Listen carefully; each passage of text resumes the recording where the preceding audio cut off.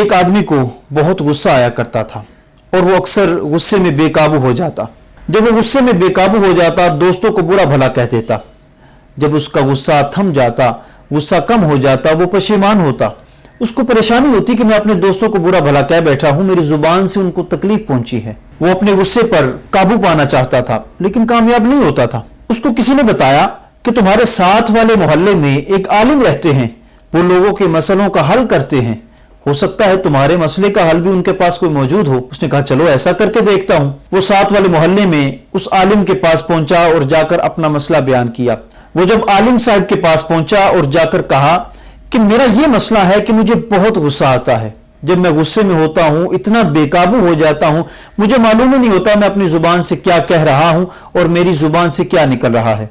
उन्होंने कहा परेशान होने की जरूरत नहीं, तुम जब भी गुस्से की कैफियत में हो तुम जंगल में चले जाया करो, दरख्त के ऊपर कील ठोंक दिया करो, जब तक गुस्सा रहे कील ठोंकते रहा करो। उसने कहा यह अजीब हल है, ये कैसा इलाज आप बता रहे हैं? तो उन्होंने कहा कि तुम जाकर तो देखो, ये काम करके तो देखो। उसने ऐसा ही करना शुरू कर दिया। कुछ अरसा गुजरा, जब गुस्सा आता वो चला जाता जंगल में जाकर दरख्त के ऊपर कील ठोंक दिया करता था। एक वक्त आया कि आहिस्ता आहिस्ता उसका गुस्सा कम होना शुरू हो गया। वो उस आलिम के पास गया और जाकर बताया कि आज अल्हम्दुलिल्लाह मैं इस कैफियत में हूं कि मुझे बेवजह गुस्सा नहीं आता। तो आलिम ने कहा कि जिस जगह पर तुम कील ठोंकते थे उस जगह पर मुझे भी साथ ले चलो।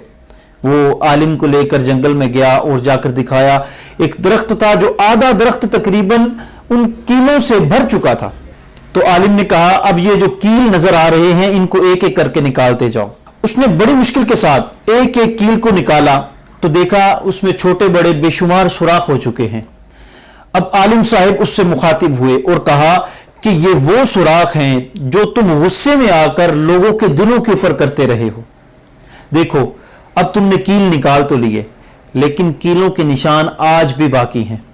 वो बहुत शर्मिंदा हुआ और उसने फिर अल्लाह और अल्लाह के तमाम बंदों से माफी मांगी कि जिनका कभी उसने दिल दुखाया था। इससे हमें यह सबक सीखना चाहिए कि जब हम बोलें हमें एहसास होना चाहिए कि हम अपने अल्फाज के साथ किसी के दिल के ऊपर कील तो नहीं ठोंक रहे। तो आप सबको आज मैं यही मैसेज देना चाहूंगा कि पहले तोलो फिर बोलो, क्योंकि हो सकता है कि हमारे अल्फाज तो उनके दिमाग और दिल से मिट जाएं लेकिन निशान उनके बाकी न रह जाएं।